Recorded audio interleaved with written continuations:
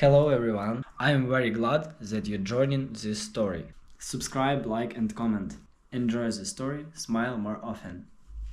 When my family decided to take over my vacation home without asking, I let it slide until I found out what they'd really been doing behind my back. Now they're furious because I'm renting it out, and they're finding out the hard way that I'm done being their doormat. Buying the cabin was supposed to be a milestone, a reward for years of hard work and sacrifice.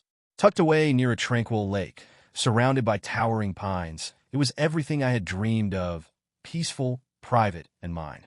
For months, I'd combed through listings, gone on countless tours, and stretched my budget to the limit to secure the perfect spot. Finally, when the keys were in my hand, it felt like I'd unlocked a new chapter of freedom. I didn't tell my family right away. It wasn't a secret, exactly, but I wanted to enjoy the space on my own terms before the inevitable questions and opinions started pouring in. The cabin was meant to be a retreat, a place where I could escape the constant demands of work and the relentless chatter of life in the city. I envisioned lazy weekends spent reading by the fire, quiet mornings on the deck with a cup of coffee, and nights where the only sound was the soft rustling of leaves in the breeze. But my mom had other ideas. It started innocently enough. I casually mentioned to her during a phone call that I'd been looking at vacation properties. The next thing I knew, she was firing off a rapid succession of questions. Where is it? How big is it? Can we visit? She was thrilled, of course, and I could hear the pride in her voice when I told her I'd found the perfect place. You've worked so hard, honey, she said, her voice warm with motherly approval. You deserve something nice for yourself. For a moment, I thought she understood my intentions. But that illusion shattered when she added, It'll be so wonderful for all of us to have a place to get away. Your dad and I were just saying how we need a break. Mom, I said carefully, this isn't a family property. It's just for me. She laughed as if I'd told a joke. Oh, don't be silly. We're family. Of course, we'll all use it. I didn't think much of it at the time. My mom had always been a bit pushy, but I assumed she wouldn't act on her assumptions without asking first. I figured she'd call me before planning a visit, or at least give me a heads up if they wanted to stop by. That assumption was shattered one weekend when I decided to drive up to the cabin for some much-needed alone time. Work had been especially stressful, and I'd been counting down the days until I could escape to my little sanctuary. As I approached the cabin, something immediately felt off. My parents' car was parked in the driveway, and the curtains I'd left open were now drawn shut. At first, I thought it was a coincidence. Maybe they'd come by to drop something off or check on the place. But the faint sound of voices from inside told me this wasn't just a quick visit. I stepped out of my car and walked up to the front door, my heart sinking with every step. I opened the door, and the scene that greeted me was nothing short of chaos. The living room was a mess. My mom's knitting supplies were sprawled across the coffee table, my dad's slippers were by the fireplace, and there was a half-empty pot of coffee sitting on the kitchen counter. Luggage was scattered everywhere, by the couch, near the stairs, and even in the hallway leading to the bedrooms. Hello, I called out, my voice laced with confusion and irritation. Oh, honey, you're here, my mom said, emerging from the kitchen with a bright smile, as if nothing was out of the ordinary. We thought you'd be happy to see us. See you? I echoed, trying to keep my composure. What are you doing here? We decided to spend the weekend, she said cheerfully, completely ignoring the tension in my voice. Your dad needed a break, and I thought it'd be nice for all of us to enjoy the cabin together. I turned to see my dad lounging in one of the armchairs, flipping through a magazine like he hadn't a care in the world. It's a great spot, he said, glancing up briefly. You picked a good one, kiddo. Why didn't you ask me first? I demanded, trying not to sound as angry as I felt. My mom waved her hand dismissively. Oh, we didn't think you'd mind. It's just family after all. I wanted to scream. This wasn't just a misunderstanding. It was a complete disregard for my boundaries. I had worked so hard to create a space that was just for me, and now it felt like that privacy had been stolen. Well, I said, forcing a tight smile, this is a surprise. My mom beamed. I knew you'd be happy to see us. Oh, and guess what? Your sister might come up tomorrow with the kids. They've been dying to check this place out. I stood there, stunned, as my mom went on about how much fun we were all going to have. My dream retreat had turned into a full-blown family takeover, and I had no idea how to get it back. The next day, I returned to the cabin to assess the situation and figure out how to reclaim my space. I was already dreading what I might find, but nothing could have prepared me for the sight that greeted me when I walked through the door. It wasn't just my parents anymore. My sister, her husband, and their 2 kids had joined the invasion. The once cozy living room looked like a daycare center after a tornado had passed through. Toys were scattered across the floor, blankets were draped over the furniture as makeshift forts, and half-empty coffee mugs were precariously perched on every available surface. The kitchen wasn't any better. The fridge was overflowing with groceries I hadn't bought, and the counters were littered with dirty dishes, crumbs, and smears of something I didn't even want to identify. The dining table was covered in coloring books and open snack bags, and the faint smell of burnt toast lingered in the air. "What's going on here?" I asked, trying to keep my voice calm as I stood frozen in the doorway. My mom looked up from the couch, where she was knitting while one of my nephews played on her tablet. She greeted me with the same bright smile she'd worn the day before, completely oblivious to my mounting frustration. "Oh, honey, you're back. Isn't it nice to have the family all together?" I stared at her, speechless. "This is my vacation home," I said slowly, enunciating every word as if that might help it sink in. "You didn't even ask if you could come." My dad, who was sitting in an armchair with his feet up on the coffee table, looked over the top of his newspaper. "Oh, don't be so dramatic," he said with a dismissive wave of his hand. "We're family. We don't need to ask." "Of course we don't," my sister chimed in from the kitchen, where she was rummaging through the fridge. "It's not like we're strangers. And honestly, this place is perfect for the kids. They love it here." I wanted to argue, to tell them that this wasn't about being family. It was about boundaries and respect. But instead, I bit my tongue. Part of me didn't want to ruin the mood. Another part of me was afraid that if I pushed too hard, it would only make things worse. Maybe it won't be so bad, I thought to myself. Maybe they'll leave soon. But deep down, I already knew better. As the day went on, it became painfully clear that my family had no intention of leaving anytime soon. My mom was already planning meals for the next few days. My dad was talking about fixing up the shed in the backyard, and my sister had started unpacking her kids' clothes into the guest room dresser. By the time evening rolled around, the cabin didn't feel like my retreat anymore. It felt like a chaotic version of my childhood home, loud, messy, and completely overwhelming. That night, I barely slept. My sister's kids had claimed the guest room, which meant I was relegated to the pull-out couch in the living room. Between the uncomfortable mattress, the constant hum of the TV my dad had left on, and the noise of my nephews running around upstairs, I was ready to scream. The next morning, I tried to address the situation. Over breakfast, I sat down with my parents and sister and calmly explained how important the cabin was to me. I told them how much I had sacrificed to buy it, and how I had envisioned it as a place for peace and solitude. "I'm happy to share it with you," I said, choosing my words carefully. "But I need you to respect that this is my home, not a family vacation spot." My mom frowned. "We do respect it, sweetheart. That's why we're taking such good care of it." "Taking care of it?" I repeated, glancing around at the mess. "Of course," she said. "Your dad even fixed the leaky faucet in the bathroom, didn't you, dear?" "Sure did," my dad said, his voice muffled by a mouthful of toast. My sister was less diplomatic. "Look, we're not trying to take over," she said, her tone defensive. "But this place is perfect for all of us. It's got enough space, the kids love it, and it's not like you're here all the time. What's the big deal?" I clenched my jaw, trying to keep my temper in check. "The big deal," I said evenly, "is that you didn't ask. You just showed up and decided it was yours to use whenever you wanted." "Don't be so dramatic," my dad said again, clearly tired of the conversation. "You're acting like we're strangers or something. We're family. That should be enough." By the end of breakfast, it was clear that I wasn't going to get through to them. They had convinced themselves that their actions were justified, and no amount of reasoning was going to change that. As I cleaned up the kitchen, something no one else seemed inclined to do, I couldn't shake the feeling of helplessness that had settled in my chest. My dream retreat had been turned into a free-for-all, and there didn't seem to be anything I could do to stop it. For now, all I could do was wait and hope that their enthusiasm for the cabin would fade as quickly as it had appeared. But judging by the way my mom was already talking about redecorating the living room, I had a sinking feeling that this was only the beginning. Weeks turned into a month, and my family's surprise visit to my cabin showed no signs of ending. What had initially seemed like a temporary inconvenience now felt like a hostile takeover. Each time I drove up to the property, I was met with new signs that my family had become more entrenched than ever. The first thing I noticed on one visit was the garden. My mom, who had always prided herself on her green thumb, had taken it upon herself to plant an entire flower bed along the front of the cabin. She was kneeling in the dirt when I arrived, humming to herself as she dug holes for yet another batch of marigolds. "What are you doing?" I asked, unable to hide the irritation in my voice. She looked up at me with a bright smile. "Making this place feel more like home," she said, as if that explained everything. "Doesn't it look lovely?"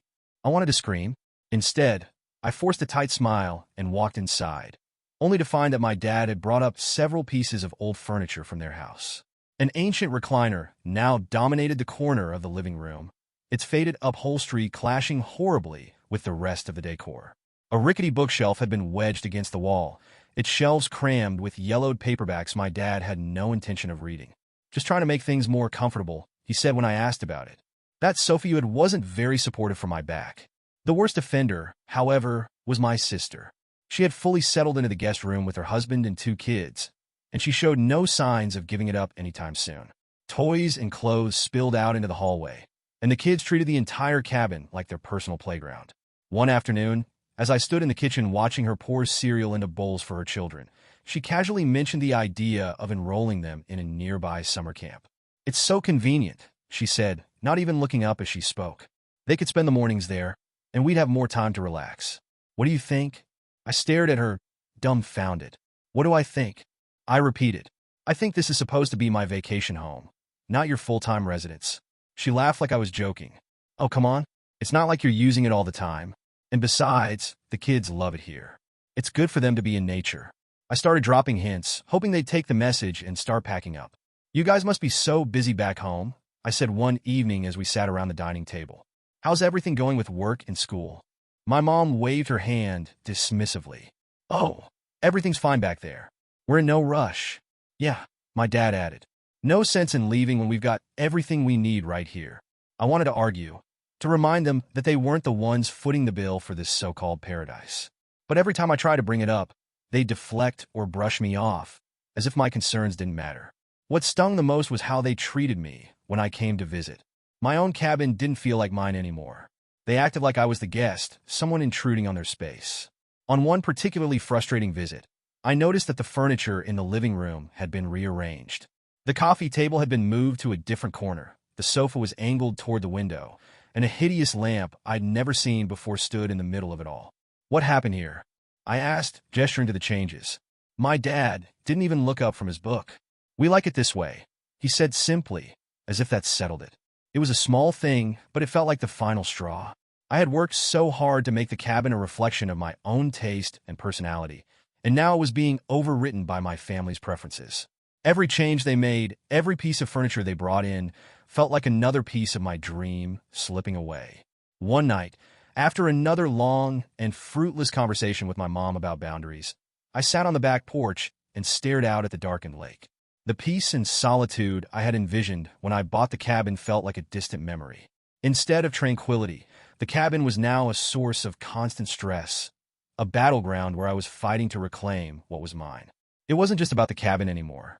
It was about respect, about the way my family had completely disregarded my feelings and treated my property as if it belonged to them. I knew something had to change. I couldn't keep living like this, tiptoeing around their entitlement and hoping they'd eventually take the hint. The question was, how far was I willing to go to take back what was mine? After weeks of trying to reclaim my cabin through polite suggestions and carefully phrased requests, I decided it was time for a more direct approach. One weekend, without warning, I drove up to the cabin, hoping that my unannounced visit would send a clear message. This was still my property, and I wasn't going to be ignored. As I turned down the gravel road that led to the cabin, I was greeted by an unexpected sight. The driveway, which usually had just my parents' car or my sister's minivan, was packed with vehicles, SUVs, sedans, and even a truck I didn't recognize. My stomach dropped. Stepping out of my car, I could hear the faint hum of music and laughter drifting through the air. I walked up to the cabin, my heart pounding with a mix of anger and disbelief. When I opened the door, I was hit with the sound of chatter and the distinct smell of grilled food. The living room was packed with people, many of whom I didn't recognize. My sister was standing in the kitchen, chatting with a woman I'd never seen before. Plates of food were spread out on the counter, and the fridge door was propped open as someone reached inside for another drink. "Who are all these people?" I demanded, my voice louder than I intended. My sister turned to me with an exaggerated sigh, clearly annoyed by my tone. "Relax," she said, waving a hand dismissively. "We're just having a little get-together. It's no big deal." "No big deal," I repeated, my voice rising. This is my house. You didn't even ask me if you could do this. My sister rolled her eyes as if I were the unreasonable one. Why are you being so uptight? We're just having some fun. Lighten up. Before I could respond, my mom appeared from the living room, holding a plate of food and a glass of wine. Oh, don't be so dramatic, she said, her tone cheerful but condescending. It's just a party. You don't even use this place that much. I felt like the air had been knocked out of me. For weeks, I had been trying to maintain some semblance of calm, trying to reason with them and set boundaries without causing a fight. But this was too much.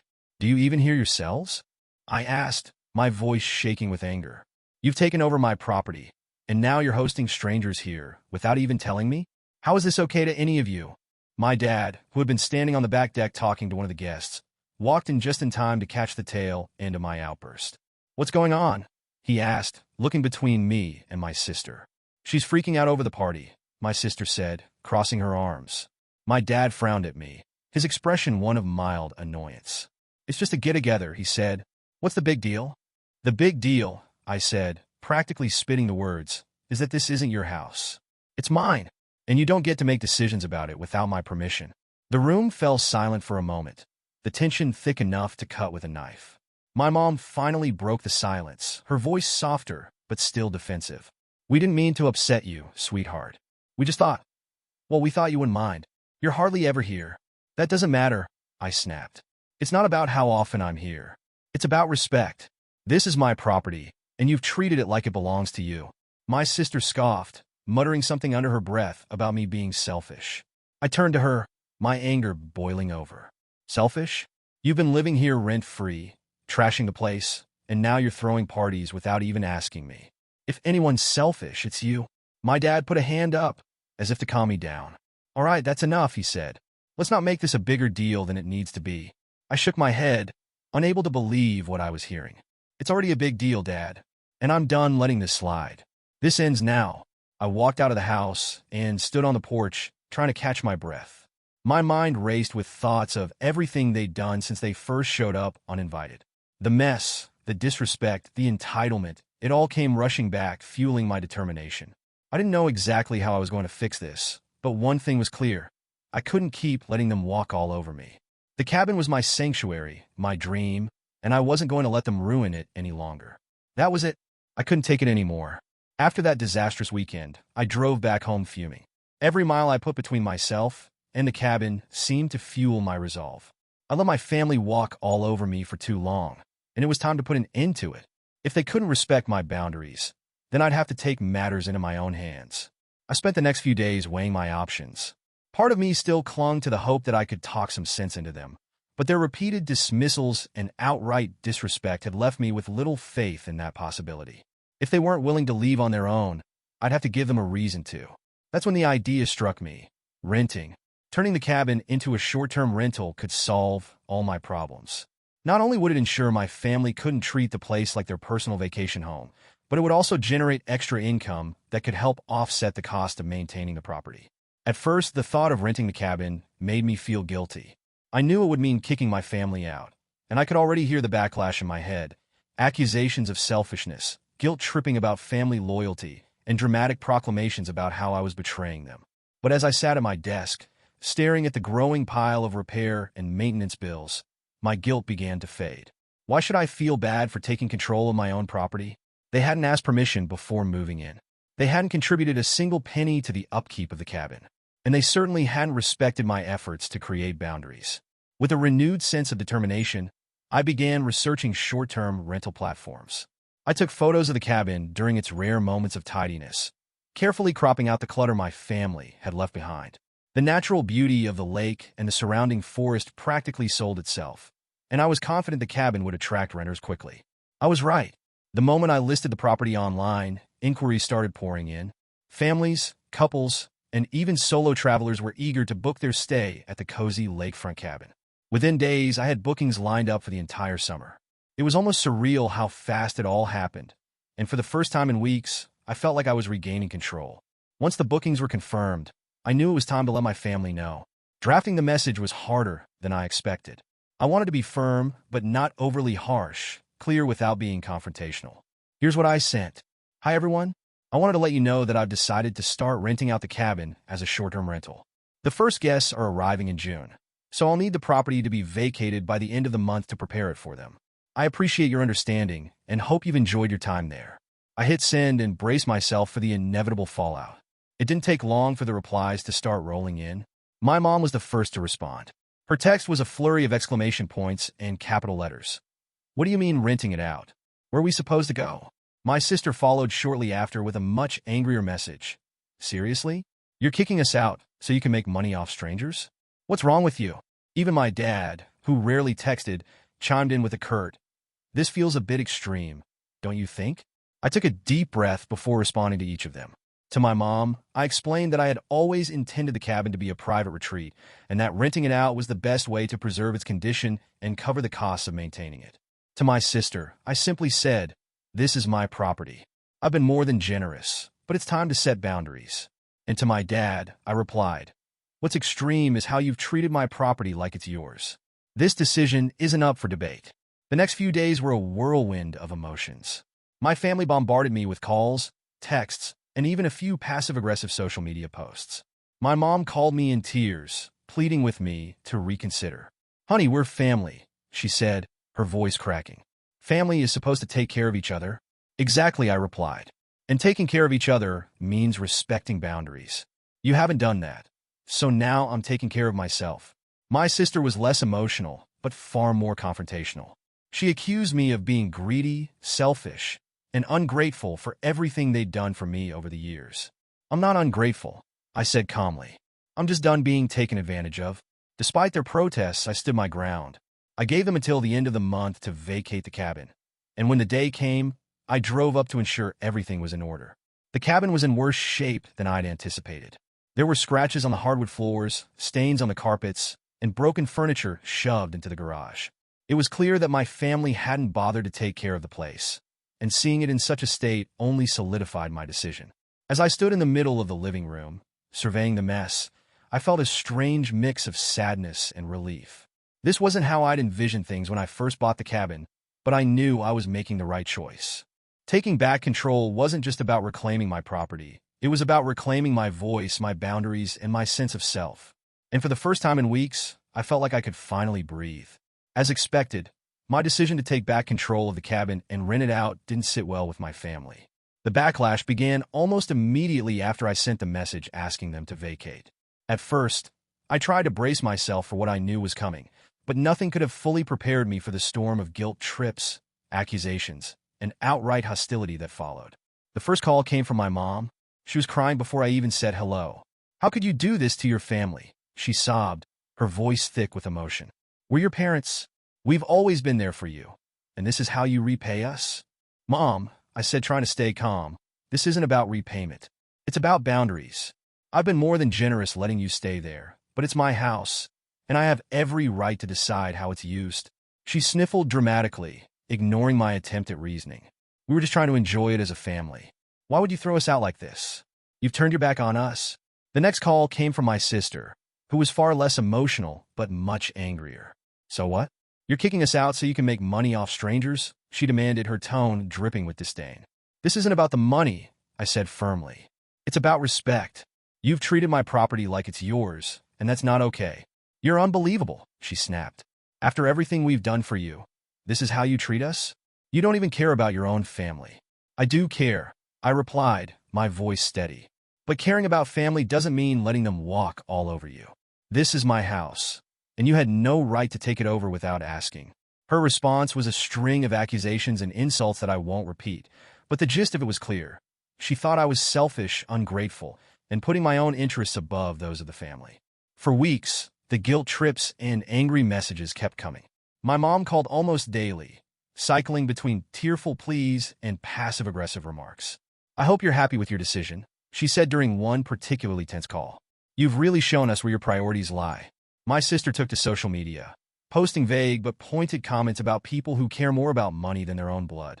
Her friends and in-laws chimed in, offering their support with comments like, "Family should come first," and "some people don't appreciate what they have." Even my dad, who usually stayed out of these kinds of conflicts, weighed in with a curt email. "This feels unnecessary," he wrote. "We're family. Surely there's a way to resolve this without resorting to renting out the cabin. Despite the barrage of negativity, I stood my ground. For the first time in my life, I refused to let their guilt trip sway me. I knew I wasn't the bad guy here. They had taken advantage of my kindness, ignored my boundaries, and treated my property like their own personal vacation spot. Every time I started to waver, I reminded myself of the countless times I'd walked into the cabin only to feel like a stranger in my own home. The mess, the parties, the constant disregard for my feelings. It all came flooding back, fueling my determination to see this through. But that didn't make it easy.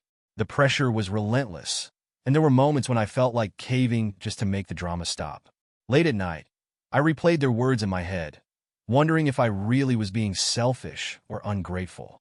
One day, after yet another tearful call from my mom, I decided to put an end to the back and forth. "Mom," I said firmly, "I've made my decision, and it's not going to change. I love you, and I love this family, but I also love the cabin. I bought it for a reason, and I need you to respect that. This isn't about punishing anyone. It's about reclaiming what's mine." She was quiet for a moment, and for a brief second, I thought she might understand.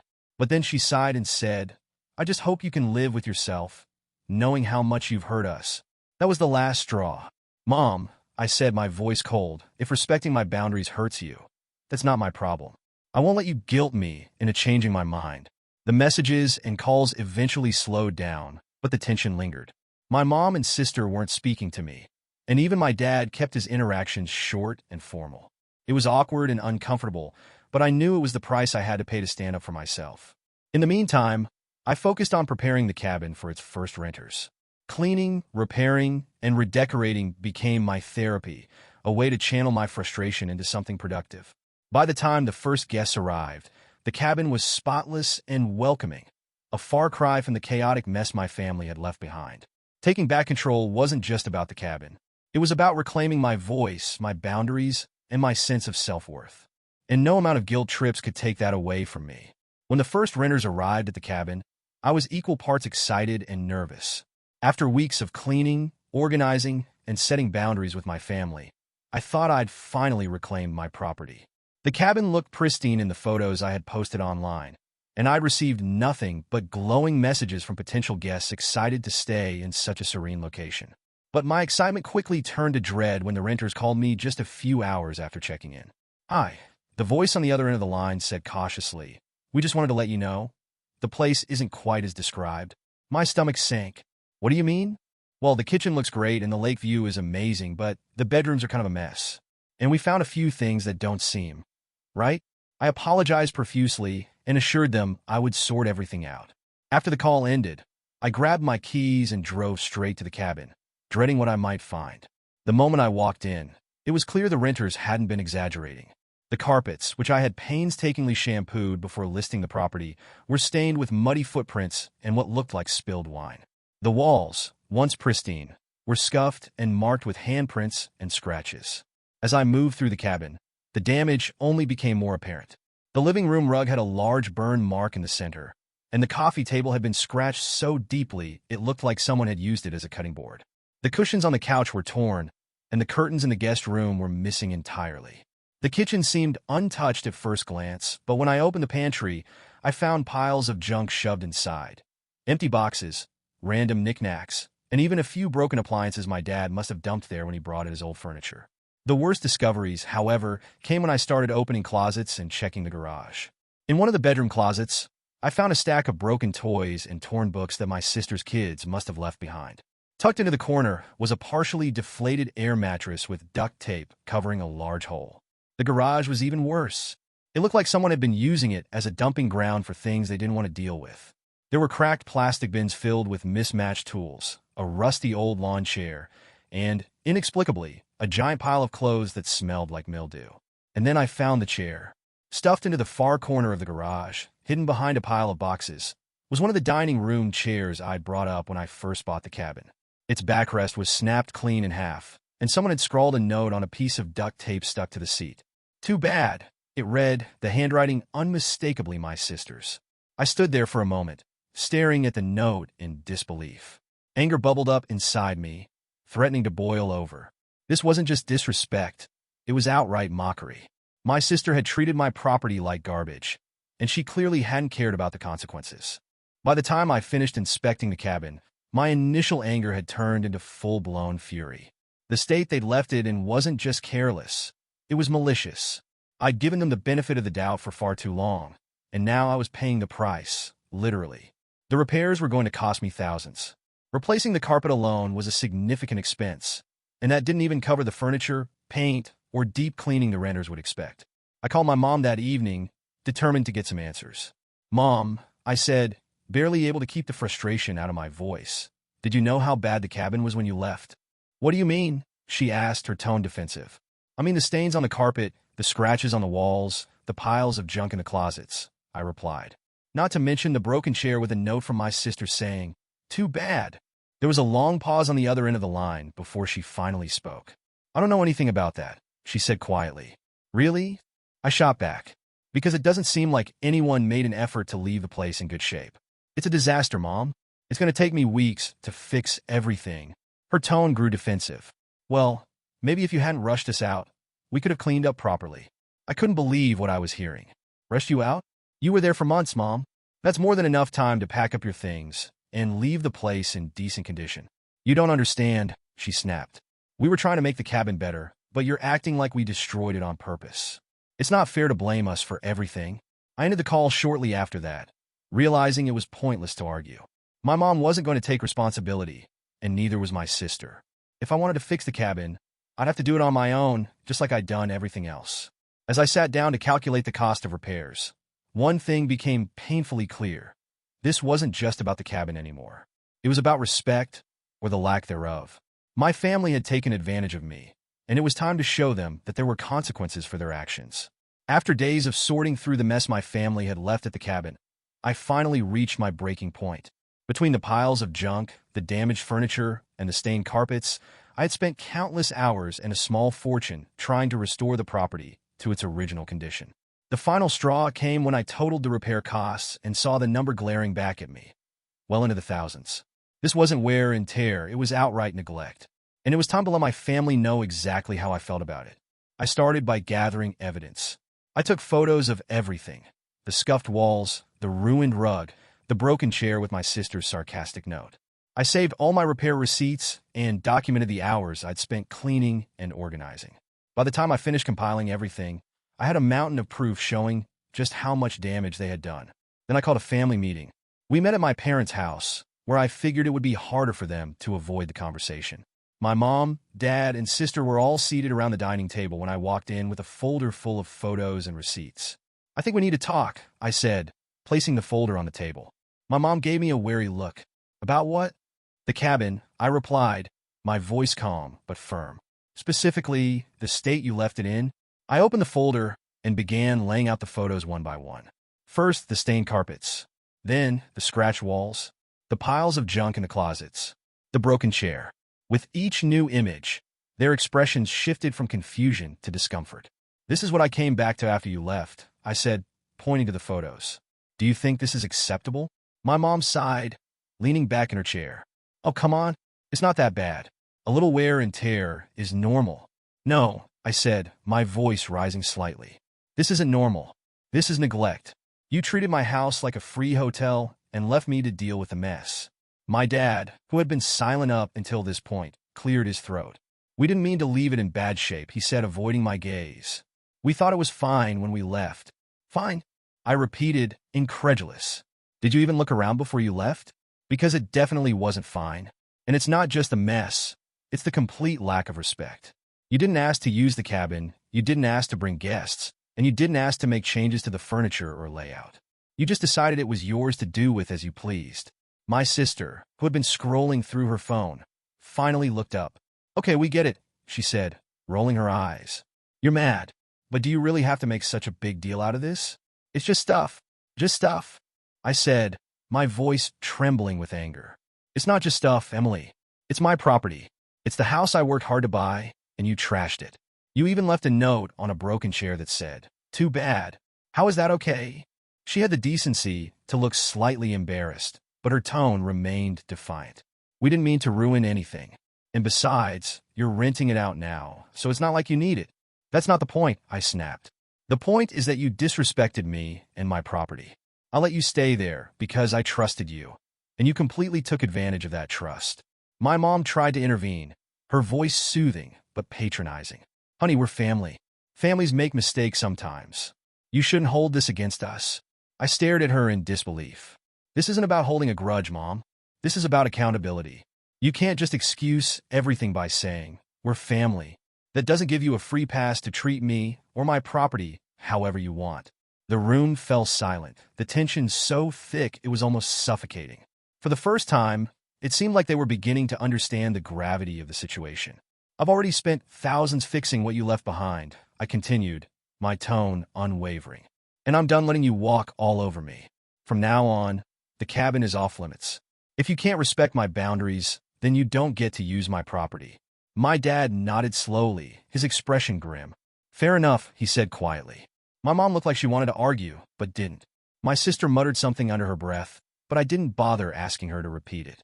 When I left that day, I felt a strange mix of emotions. On one hand, I was relieved to have finally confronted them and set clear boundaries. On the other hand, I was deeply hurt that it had come to this. It wasn't just about the mess they'd left behind.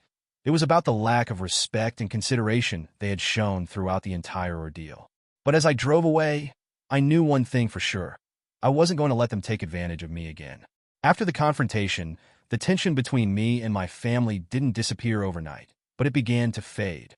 The constant barrage of guilt trips, complaints, and excuses dwindled to an occasional passive-aggressive remark or a cold shoulder at family gatherings. My parents stopped calling as frequently, and my sister made no effort to speak to me at all. At first, the silence felt awkward and unnatural. I'd grown so used to their presence, whether in my life or at the cabin, that the sudden absence left a strange void.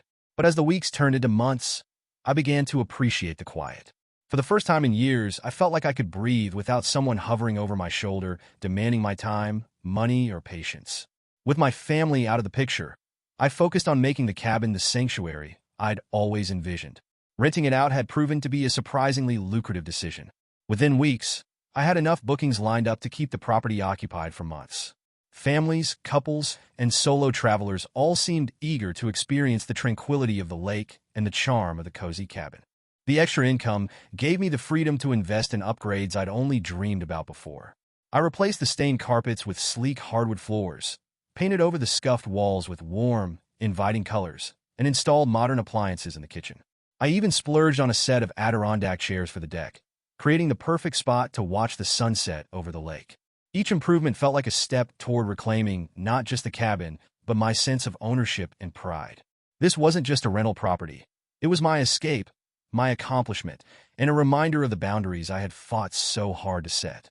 Despite my efforts to move forward, the lingering effects of the conflict with my family occasionally crept back into my mind. My mom still made the occasional comment during phone calls, hinting at her disapproval without directly addressing the situation. We drove past the old family cabin last week, she said one day, her tone casual but pointed. It's a shame we don't have a place like that anymore. Your dad and I could really use a break. I took a deep breath, refusing to let her bait me. I'm sure you'll find something, I replied evenly. My sister, on the other hand, remained conspicuously absent from my life. I heard through the grapevine, mostly from my mom, that she was still bitter about being kicked out of the cabin.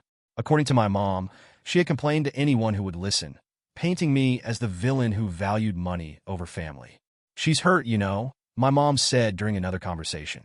She's hurt because she didn't get her way, I replied firmly. There's a difference. Over time, I grew more confident in holding my ground. I stopped feeling the need to explain myself or justify my decisions to anyone. The cabin wasn't just a physical property. It was a symbol of my independence and the boundaries I had finally learned to enforce. The success of the rental business was a constant reminder that I had made the right choice. Every glowing review from a guest, every booking confirmation, and every dollar earned validated my decision to take back control of what was rightfully mine. One day, I received a message from a renter who had just spent a weekend at the cabin. Thank you so much for sharing this beautiful space, they wrote. It was the perfect getaway, and you could feel how much love and care went into making it special. I smiled as I read their words, feeling a sense of pride that went beyond financial gain. For so long, I had allowed my family's expectations and entitlement to overshadow my own dreams. Now, I was finally reclaiming not just the cabin, but my sense of self-worth. By the end of the summer, the cabin had transformed from a source of stress and conflict into a thriving side hustle and a personal haven. The upgrades I'd made not only enhanced the property's appeal, but also reinforced the sense of ownership and pride I felt every time I visited. I knew my relationship with my family would never be the same, but I was okay with that. The space they'd left in my life had been filled with something far more valuable: peace, independence, and the knowledge that I could stand up for myself when it mattered most. Setting boundaries hadn't been easy, but it had been worth it. And for the first time in years, I felt truly free. Months after the fallout with my family, the cabin finally feels like mine again. The tension and chaos that once defined it have been replaced by a sense of peace and accomplishment. Every time I visit, I'm reminded of why I bought the property in the first place. The quiet mornings by the lake, the warm glow of the fireplace in the evenings, and the simple joy of having a space that is entirely my own. The changes I made, both to the property and to my boundaries, have created a sense of balance in my life that I hadn't realized I was missing. The cabin, once a source of stress and conflict, has become my sanctuary again. My family hasn't fully come to terms with the choices I made, but they've learned to respect the boundaries I set. My mom still makes the occasional passive-aggressive comment, usually disguised as concern. "Are you sure you're okay, honey?" she asked during a recent phone call. "You've been spending so much time on your own. Don't you get lonely?" "No, Mom," I replied, smiling to myself. "I enjoy my own company. Besides, the cabin keeps me busy." She sighed but didn't push the matter further. It was a small victory, but a victory nonetheless. My dad, for his part, has largely stayed out of the situation. He's polite and cordial when we speak, but I can tell he's still processing the fact that the cabin is no longer a shared family space. He's mentioned a few times how much he misses those lazy weekends by the lake, but I've learned to let those comments slide without guilt. And my sister? She remains distant, which honestly suits me just fine. From what I hear through my mom, she's still bitter about losing access to the cabin, but I've stopped letting her resentment affect me. Her feelings are her responsibility, not mine. As for me, I've learned some valuable lessons throughout this entire experience. Lessons that have reshaped the way I view myself and my relationships. First and foremost, I've learned that it's okay to put myself first. For years, I bent over backward to accommodate my family, often at the expense of my own happiness and well-being. This situation forced me to confront the uncomfortable truth that my kindness was being taken for granted. Setting boundaries wasn't just necessary, it was liberating. Second, I've learned that it's okay to let go of relationships that no longer serve you, even if those relationships are with family. It doesn't mean you stop loving them or caring about them, but it does mean you stop sacrificing your own needs to keep the peace. Lastly, I've learned that standing up for yourself is worth it, even when it's hard. The backlash, the guilt trips, the uncomfortable conversations. All of it was worth the peace of mind I now have. The cabin itself is a testament to that transformation. Renting it out has not only become a profitable side hustle, but also a source of pride. The glowing reviews from renters, the steady stream of bookings, and the joy it brings to others have made the hard work feel worthwhile. I still visit the cabin whenever I need a break from the world, and each time I walk through the door, I'm reminded of how far I've come. The space feels like an extension of who I am now, independent, strong, and unapologetically myself. Looking back, I don't regret a thing. The journey wasn't easy, and there were times when I doubted myself, wondering if I was being too harsh or unreasonable. But in the end, I realized that protecting my peace and reclaiming what's mine was not only justified, it was necessary. The cabin represents more than just a property. It's a symbol of my growth, my boundaries, and my ability to stand up for myself. And as I sit on the deck, watching the sun dip below the horizon, I feel a profound sense of gratitude, not just for the cabin, but for the lessons it taught me. Life is quieter now, but it's the kind of quiet I've come to cherish. And for the first time in a long time, I feel truly at home.